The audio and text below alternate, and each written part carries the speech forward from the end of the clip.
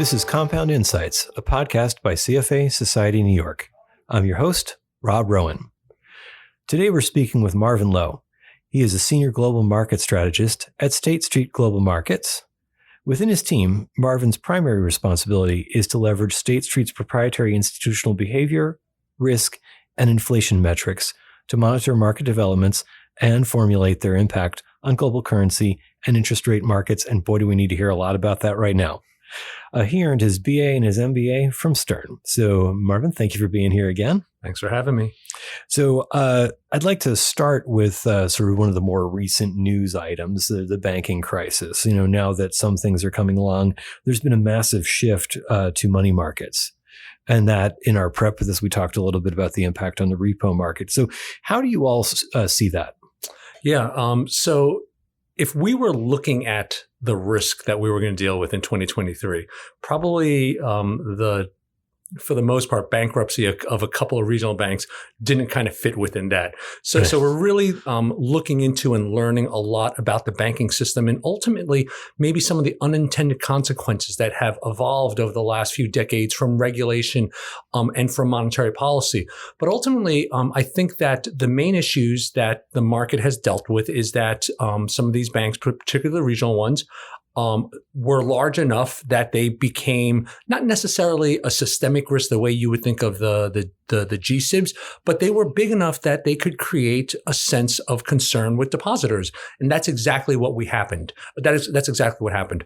The FDIC, the Treasury, the Fed, they all stepped in. Mm-hmm. They put a bunch of liquidity in there. For the most part, I think those liquidity measures are, number one, generous. Mm-hmm. Number two, appropriate to kind of handle some of the concerns that depositors can have, but certainly if this happens again, depositors are going to want to pull money out of banks. And where is that money going? It's going into the money market funds. Yep. And then that, in essence, has created a different environment where money market funds, they don't lend. Right. They ultimately just put that money in investments. And, we can kind of get to this a little later. There's a Fed facility called the Reverse Repo Program, yep. RRP. Well, we'll just use that term going forward. RRP has been incredibly successful, but that money is just dead money at the Fed. So there's all of these other types of concerns around economic growth and whether or not it's a risk to the banking system that comes out of kind of these discussions. So people are not feeling really good about banks.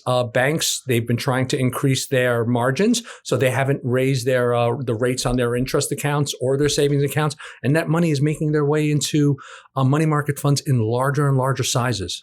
Right. So let's break that down a little bit because I'm going to skip over this a little bit because, average CFA New York member understands that the difference between money markets and, say corporate checking accounts that are used to make payroll, for instance. So Sure. the big difference between those things.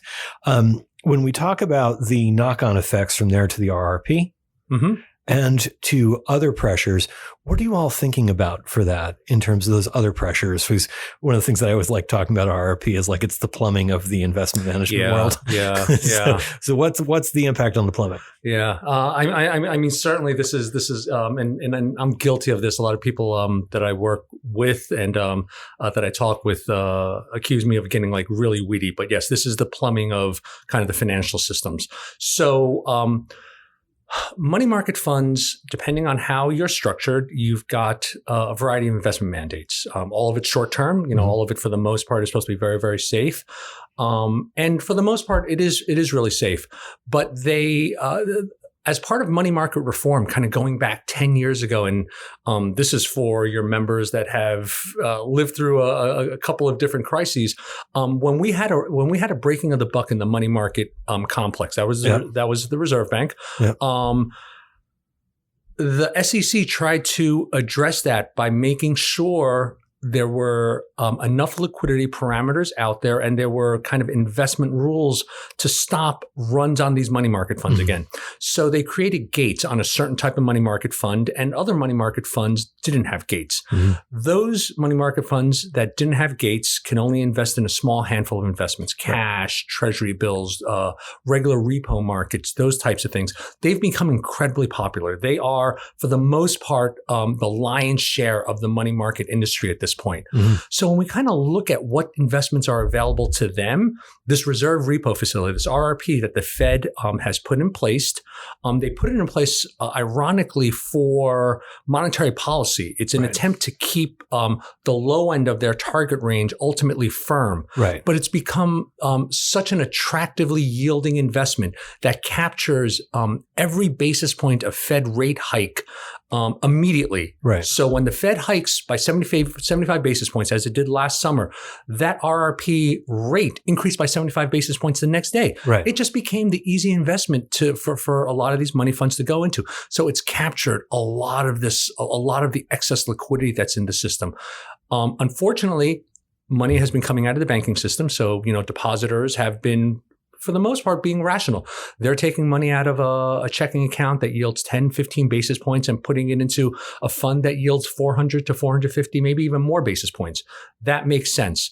But as a result, you've got depositor strain, and you've got money funds that aren't necessarily lending and allowing the transmission of lending activity through the economy the way the banking system does. Right. That's the thing. And this is this is one of the things that I was wondering is, do you think this could impact not Wall Street, but Main Street?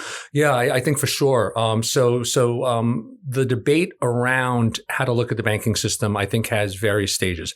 One is, do we have a liquidity concern? It seems that, based on borrowing from these Fed facilities, as well as borrowing from, other alternative sources of capital for the banking system, it's been stable over the last couple of weeks. So the initial concern seems to have died down. I don't know if it's a bigger concern, but a knock-on concern was whether or not that was going to lead to systemic risk. Right. And that was, to a certain degree, a lot of the concerns that evolved quite quickly around Credit Suisse. Right. So, we haven't seen any, knock on wood, any additional kinds of situations like that evolve. CDS spreads around some of the bigger banks remain elevated, but they're stable. So, we'll watch that. But that's not an immediate concern at this point. And then there's the effect that tighter lending conditions, if they evolve, might happen on Main Street. Right. And the fact that it was regional banks that are still a bit of the center of the storm at this point. It's the regional banks that are probably looking to fortify their balance sheets, and they're probably going to pull back on their lending conditions. And I personally think that these regional banks have potentially more impact on Main Street than the bigger banks.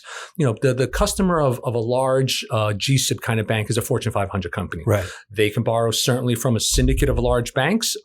They can take lines of credit for whatever purposes, but they could also access the capital markets. Right. Smaller companies, smaller businesses, they have to rely on their local banks. And if those local banks are pulling back on their lending conditions because of everything that we talked about, then I do think it has an impact on growth. It certainly has an impact on overall credit conditions.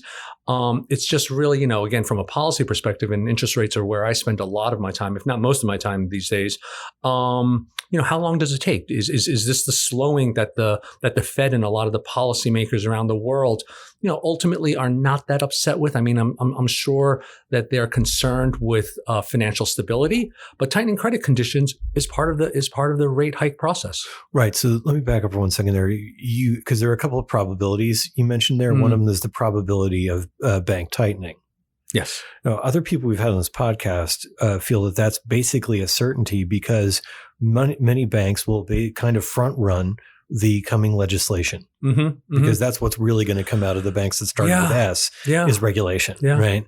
So that that seems like a lot of people here are saying that's basically a certainty, over time. Yeah. The other thing that I think is exceptionally interesting about what you point out here is the vast majority of businesses in the U.S. do not borrow from the GSIBs. Yeah, correct. The vast majority of them. Correct. The vast majority of them also employ the vast majority of people. Correct. CFA New York is never going to be able to borrow from a GSIB. so, you could always aim high. Right. And maybe some of you on this podcast can help us. But this is a exceptionally interesting thing to me. The other thing that I do think that sort of boils out of this, and you've gone around this a little bit, is Fed policy. Yeah. Because this is going to change Fed policy, which we didn't anticipate 6 months ago, Yep. to where we are now, to change it again. So how are you all seeing that roll out? Yeah. So there is a very active debate as to whether or not the Fed can and or should change its fairly hawkish approach, because inflation has not cooperated. We get non-farm. But actually, by the time I think you air this, we'll have the latest inflation number. Right. And we had non-farm last Friday, given the time that we're recording this, and for the most part, if inflation comes in as expected, it's still going to be too high. Right. But there is, in my mind and a lot of other people's mind, a certain amount of financial tightening that's going to come out of these tighter credit conditions. Mm-hmm. It's just a matter of, unfortunately, timing. And when you're talking about a $23, $24 trillion economy, it's a really slow moving boat. So the way I'm looking at it is that it seems I'm in the camp of one of the few things that I can feel comfortable about, or feel comfortable saying at least, is that credit conditions are going to tighten. Right. They had been tightening already. Mm-hmm. We've seen that a lot of the tightening has come from the larger GSIBs banks as they've pushed deposits away. That money has made its way into the regional banking system, and it's the regional banking system that's been kind of supporting the lending overall in the economy, even though credit conditions have gotten tighter. And now we know why, right? They were buying securities. They were, there was just a lot of money that was leaving the bigger banks going to the smaller banks. Now that they're at the center of the storm, they're going to tighten. And, your observations about these smaller banks, these regional banks, lending to a broader part of the economy, whether it's commercial real estate, whether it's small businesses, is true. So you're going to get a tightening from that. You're going to get a slowing from that. You're going to get job losses from that. And whether that's worth 50 basis points of rate hikes or more is something that nobody will ever know. But it might be too late already. The Fed might have already tightened too much. So and I think we're close to that. I think the fact that a few banks failed, despite what Fed officials are saying that it wasn't tightening that contributed to it, I think that it did. And I think it shows that we are very far along in this tightening process as far as this economy can hold. And the more they hike, the greater the policy mistake becomes. So I think they're going to hike one more because, again, inflation and jobs are not cooperating. I think they have time to see how data evolves in June. Potentially June is in the cards. That will create volatility because I don't think the market expects it. But I think that the policy mistake has already been made, and cuts at the end of this year into early next year is something that I've penciled in. But the volatility in the thought process out there is whether or not those cuts are too aggressively priced right now. Right. And, cuts later this year might be of a magnitude that's much lower than the hikes of the last 6 months also. The Fed might try to cover that by making smaller changes. They might. That might be a luxury they don't have, though. It really depends. It really depends how this data evolves. And the reason that cuts are generally more aggressive after a tightening cycle is because they've made a policy mistake. So, they're operating from a position of weakness at that point where they've already put us into a recession and they need to right size things quickly. We'll see. Certainly there's enough data out there that makes one concerned that the economy is already rolling over. Last week, we had a series of data coming out of the ISMs. JOLTS data is moving in the right direction. You had signs that all of this very aggressive tightening over the last year is starting to have an impact. But the two key numbers that the Fed is looking at are CPI, PCE, and the jobs market. They're tied together. It's about wage growth and making sure that we don't have a wage price spiral. Right. It's quite unclear that they've accomplished what they need to at that point. Mm-hmm. So the risk is that they make a policy mistake. And in the past, it's created aggressive cuts. And we actually, we were talking about this in terms of cycles that we've seen. I've seen a lot of cycles. Please don't look at my picture because you'll see how many cycles I've been through. But 5.25%, 5.5% Fed funds. is a high rate that we haven't seen for a while. So if we think neutrals at 2.5, there's a fairly decent amount of normalization just to get to neutral. Yeah, I mean, I think people don't always recognize how that 5% rate, even unchanging that, clobbered the equities markets. Yes, those were tough years. Yes, and that really is probably where there's going to be the most debate, whether or not we get to terminal. Is it one more? Is it two more? Is it where we are now? It's somewhere within 50 basis points. I think most people are going to agree with. Yep. But how long we stay there, and if we're already restrictive, if we've already created an environment where you've got pressure on the banking system because rates are somewhere in this 4.5% to 5% range, you're going to make it harder. And, what is the impact on the economy if they stay there for too long of a period of time? I think that if they see the data moving in the right direction, they're going to take that opportunity. But, the data has surprised us for quite some time. Yeah, well, I wonder if one of the places where you can really see that the policy weaknesses is on commercial real estate. Yeah. So you take a subsector that's already stressed. Yep. And then is also quite interest rate sensitive. Yep. How are you all seeing that? And quite frankly, regional banks, I believe I have the statistic right, make 80% of the CRE loans within the country. Right. So you wind up with a potentially negative feedback loop, especially if banks need to, particularly these regional banks that are, again, being challenged in finding deposits, either because you have concern about the banking system and or the interest rates that you're paying can't even meet this Fed facility, if you will. Right. Whether if deposits become hard to find, and other sources of loans, particularly as we look into next year, these Fed facilities aren't intended to be around forever. You don't want to borrow from the discount rate if the rules around how much it costs and the collateral you need to put up into it revert back because it winds up being expensive. Then you need to reduce your loan portfolio. Right. Which means that you're either selling loans, loans are potentially being marked down.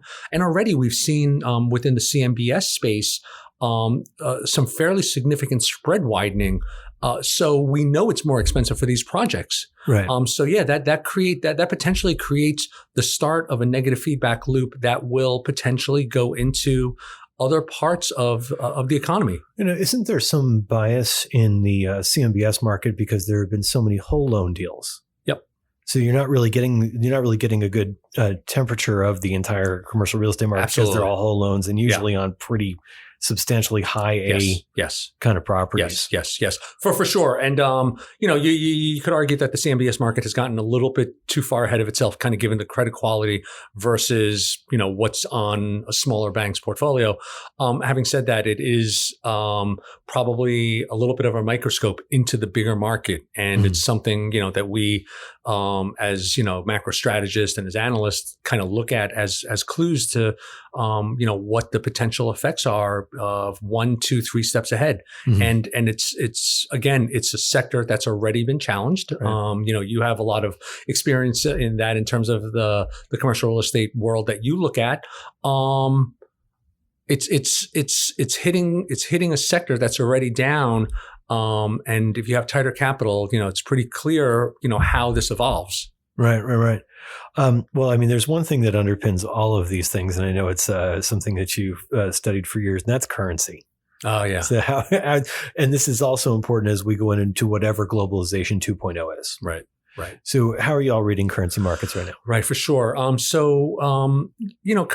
valuation is very much driven by, flow, by ultimately the ultimate risk environment, but also, based on fair value. So, we start there. So we have the ability to look at PPP metrics based on some of the proprietary data that we have. We scrape online prices. We've got a partner called Price Stats, and we kind of look at inflation. Price Stats drives PPP data for us also. The dollar is overvalued pretty much against every currency, in certain instances as much as 15 to 20%, which is significant. So, that's a trend that the dollar is not going to be able to fight eventually. Right. As we kind of layer on this kind of global macro story we're talking about, it really is a function of, do you think that there's more idiosyncratic aspects of what might be a recession driven by a regional banking system, which is very unique. Our banking system is unique compared to everywhere else in the world. Yep. Is it contained here? If it is, then it's just going to contribute to a dollar weakness. Right. So there's debt ceiling stuff out there. I don't want to get too weedy around that, but we've got that that's bubbling in the background. The way I look at it is that the debt ceiling can probably create a stronger dollar environment until it gets evolved. Until it gets ultimately corrected. I do expect it. I don't expect Congress to blow up the entire financial system by not by not raising the debt ceiling. Not but this year anyway.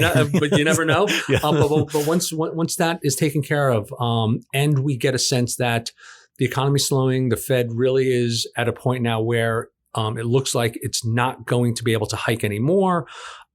Any loosening, any rate cuts are going to be based on the data. People will, really start to get comfortable that cuts are coming, again, if I'm right, later this year, early next year. And then you're going to have kind of a negative dollar trend, that's finally going to reverse some of the strength that we've seen over the last few years. And also take care of that PPP overvaluation that's out there. Mm-hmm. And how do you think that works in the Eurozone? So Eurozone's interesting because certainly they had a massive number of headwinds last year, and that created talk that we were going to see parity on the euro. Mm-hmm. All of a sudden, it looks like certainly the war is ongoing, but its impact on energy is starting to stabilize. I won't say it doesn't have an impact on energy, because that would be a little bit too flippant. But certainly, energy prices seem a little bit more stable, even with this kind of OPEC plus announcement that created a little bit more expensive of an energy environment, but not as much as they probably expected, and potentially could have resulted from a position of weakness. Right. Just overall demand concerns were out there, but Europe still has potentially a bigger inflation issue than we do. Mm-hmm. And it keeps the ECB much more engaged in the tightening process than the type of discussion we're having here. Mm-hmm. So when you put all of that together, along with the China reopening, that probably has more of an impact on Europe than it does the U.S., you could see one where the euro continues to strengthen. So, take your holidays this year if you can. Right. Well, great. So this has been an exceptionally wide-reaching conversation. Perhaps we should leave it here and encourage people to read the most recent State Street Insights, in which Marvin was featured, talked about many of these things. Also, if you'd like to go back and look back at some of the CFA New York's recorded content, he was a speaker at one of our past New Year Market Outlooks, so you can take a look there. And until our next podcast, thank you for listening. I'm Rob Rowan, and we'll see you next time.